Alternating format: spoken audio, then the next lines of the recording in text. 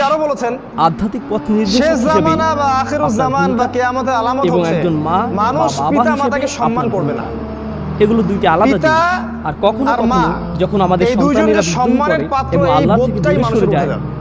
তখন তারা চায় না যে আপনি সম্পদের দিনের জন্য দাওয়াত দেন। মানুষ তার তারা চায় না পিতাকে যে হত্যা আপনি করবে, তাদেরকে আধ্যাত্মিক পরামর্শ দেন। ভাই তার তারা ভাইকে চায় হত্যা যে করবে, এই অবস্থায় আপনি শুধু মা হিসেবেই থাকুন। স্বামী স্ত্রীকে হত্যা করবে, শুধু স্ত্রী খাবার স্বামীকে রান্না হত্যা করবে, কিছু সময়ের এমনকি জন্য দিনের কথা সন্তান বন্ধ রাখুন, মাকে পর্যন্ত সম্পর্ক হত্যা টিকিয়ে করবে রাখুন। সম্পত্তির কারণ কারণে। আপনি জানেন আর গত পিতা 10 বার মাতার আপনি সাথে যখন দাস এই দাসীর প্রসঙ্গ মতো আচরণ তুলেছেন, করা হবে। তখন কি ঘটেছিল? বাবাকে নবী পরামর্শ দিন, সাল্লাল্লাহু আলাইহি তিনি ওয়াসাল্লাম যাতে রেগে বলেছেন, না যান। ছেলে কিয়ামতের বাসায় আসে অন্যতম প্রতি মাসে নিদর্শন হচ্ছে একবার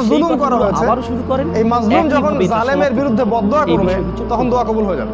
একই ফাঁদে আবারও পড়বেন না। এই মুসাফিরের দোয়া কবুল আমি হয় কখনোই একজন এরকম মুসাফির করতে চাই না। হাত তুলে যে বলবে ওয়াইলাকা আল্লাহকে আমিন। বলছিল, আল্লাহ আমাকে এইটা দাও, এমন আল্লাহ অবস্থায় আমাকে ওইটা পৌঁছে দাও। গিয়ে যখন আমি ধৈর্য আর আমাদের নবীজি দেখে বললেন যে মুসাফিরের দোয়া আর আমি কবুল হয়, কখনোই আমার কিন্তু এই সন্তানদের ব্যক্তির থেকেও দোয়া এটা কেমন শুনতে করে চাই কবুল না হবে যে এই ধর্ম যার আগের খাবার যুগের হারাম, গল্প ছাড়া আর পানীয় কিছুই হারাম, না। পোশাক আর হারাম, তারা সবই এটা এই হারাম। জন্য বলছে না যে তারা ধর্ম মানে রিজিক হালাল না হওয়া পর্যন্ত তারা এটা বলছে ইবাদত কারণ কবুল তারা হবে। তাদের বাবা তাই মার যাবতীয় সুদ, এটা তাদের যাবতীয় ধৈর্যের বাইরে ঘুষ, চলে গেছে। এই যে হারাম এই রিজিক, হারাম পণ্যের ব্যবসা, এগুলো থেকে তওবা না করা পর্যন্ত ইবাদত তো কবুল হবেই না, আপনি ইবাদতের স্বাদ পাবেন না।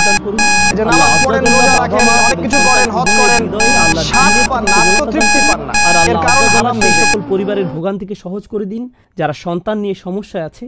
আর আল্লাহ আযজা ওয়া জাল্লা তাদেরকে সেই অনুভূতি এবং হেদায়েত দান করুন যাতে তারা ফিরে আসতে পারে এবং তওবা করতে পারে। বারাকাল্লাহু লি ওয়া লাকুম ফিল কুরআনিল হাকিম ওয়া নাফা'নি ওয়া ইয়্যাকুম বিল আয়াতি ওয়াজ যিকরিল হাকিম।